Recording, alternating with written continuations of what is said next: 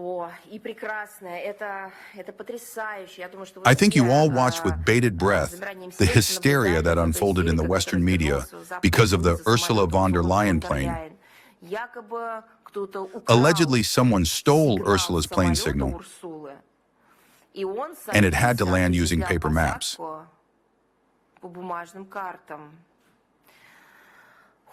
I would like to dwell on this issue in more detail. I don't know what kind of crop duster Ursula von der Leyen flies on that she has to land using paper maps.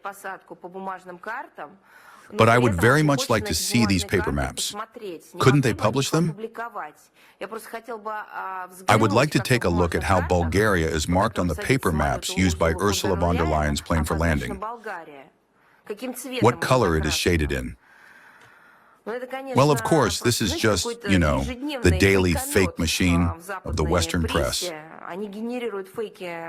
They generate fakes with this Russophobic reek without pause,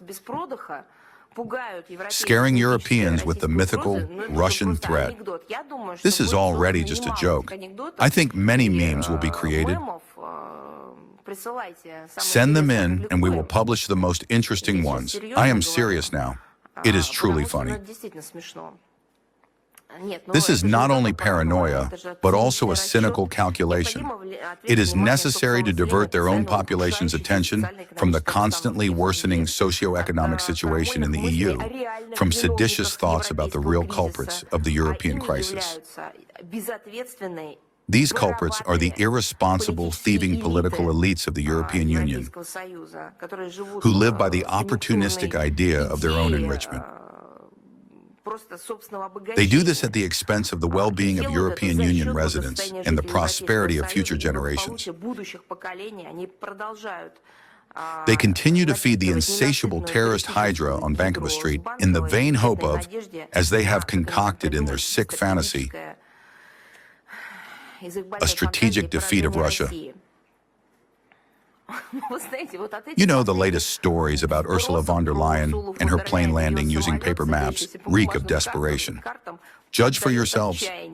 The Western media the day before yesterday burst out with yet another sensation. The plane carrying the head of the European Commission, Ursula von der Leyen, had to land at the airport of the Bulgarian city of Plovdiv using paper maps due to a GPS outage. Allegedly, the loss of the satellite signal was considered a hybrid attack by the Kremlin. I can just imagine someone sitting in the Kremlin, moving a joystick and saying, "Let's switch off Ursula von der Leyen from GPS. Let them land using paper maps." I don't know. Why didn't we steal the maps then? Maybe that would have been easier. It was claimed that this was directed personally against her. As the official representative of the European Commission stated, during the visit, the president experienced firsthand the daily challenges and threats from Russia and its proxies, end of quote. Where are the facts? I have a question mark. And secondly, if Ursula von der Leyen wants to experience some challenges firsthand, then let her go out into the streets of the countries of the European Union. Let her go into restaurants, cafes, into production sites. Let her visit those farmers, agricultural producers, industrialists, and traders whom she personally bankrupted and whose production and businesses she personally ruined. Let her walk through hospitals, through social institutions that she stuffed with vaccines on paper, and then destroyed those vaccines. Do you remember how she was purchasing anti-COVID vaccines via SMS messages from American manufacturers? Without authorization from any bureaucratic body in Brussels, the European Commission, the EU, or anything else, for billions of euros and dollars. No one actually saw them, though. Those are the challenges she should get acquainted with. Look them in the face. Well, I'm talking about the face of the challenges. So where are the facts? Of course, no facts were provided to us. Fine, we're used to that, but not a single fact was presented even to their own public, whom they tried to convince with this nonsense. Not a single institution yesterday was able to provide technical data or confirmation of this, which did not prevent the European press from reproducing this fake without omissions or caveats. The fact that this was a lie that was clear from the very beginning to any sane person who has passed a school course in physics and geography. To everyone except the Euro adepts of alternative science from the 360-degree turn series. There are doubts that even if some part of this fantasy had been true, they would have been able to find the European Union itself on paper maps, not to mention Bulgaria. Well, you know, it's not funny anymore.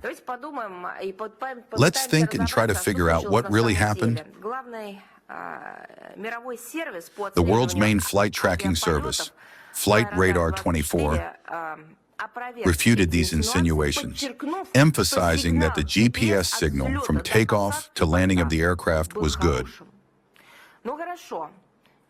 Well, they don't believe us, but Flight Radar 24 is not ours.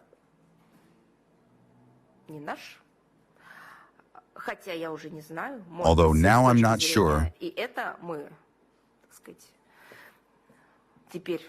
Maybe from their point of view, we have also brought it under our control, but then let them develop that theme further.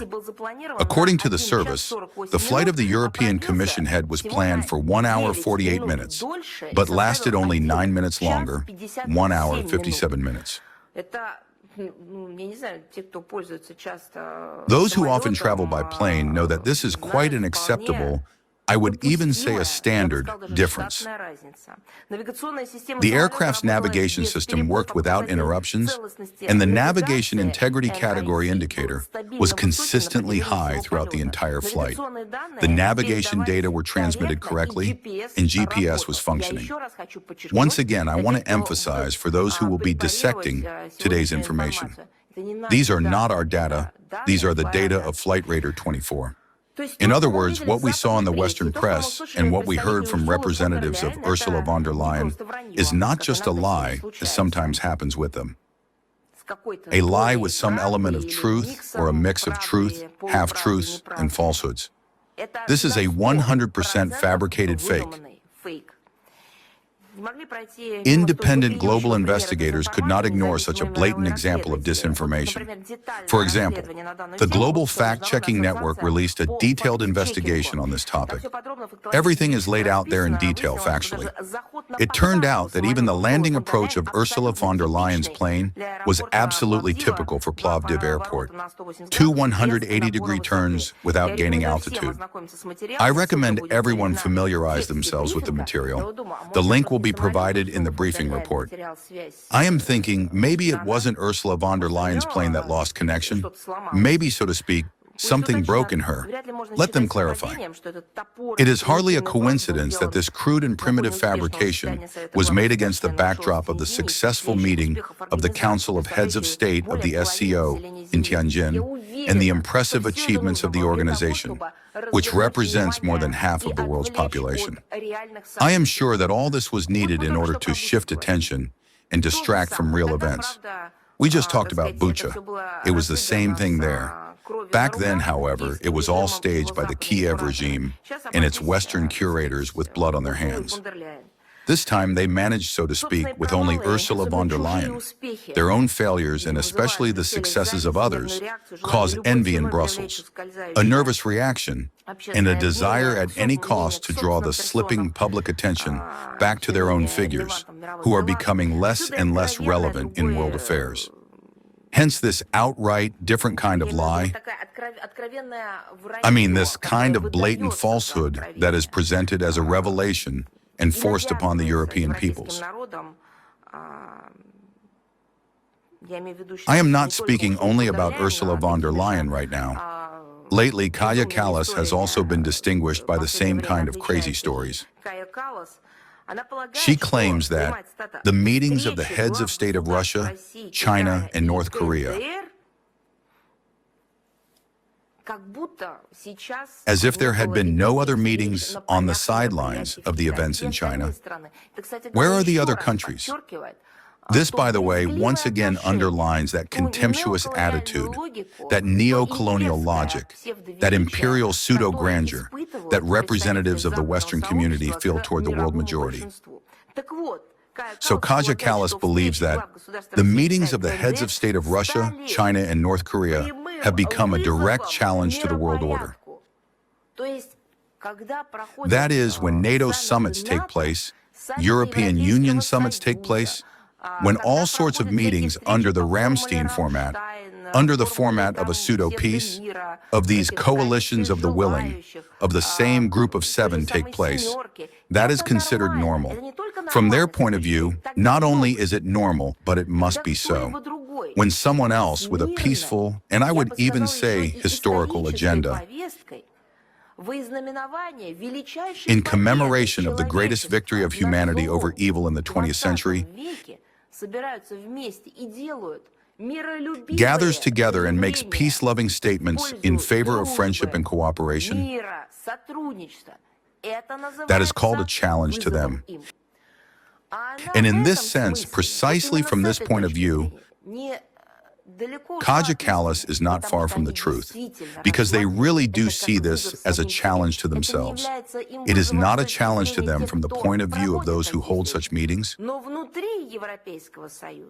but within the European Union, they have created such a reality that they perceive any disobedience to their paradigm as an existential threat. These are, of course, fantastic people. If we are talking about a rules-based world order, where the rules are different for everyone, or about a world order of lies and fakes, then perhaps one really can agree.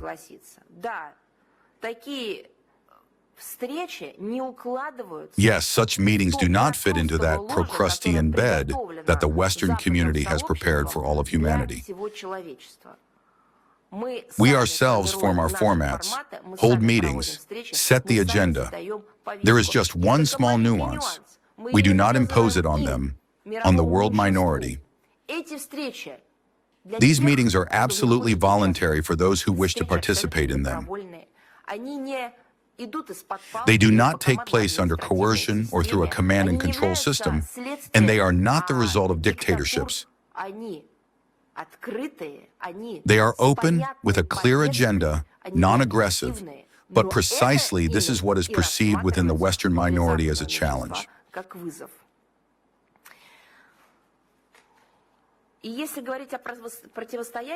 And if we are speaking of confrontation with the world majority, and the SCO meeting demonstrated this world majority in a certain aspect,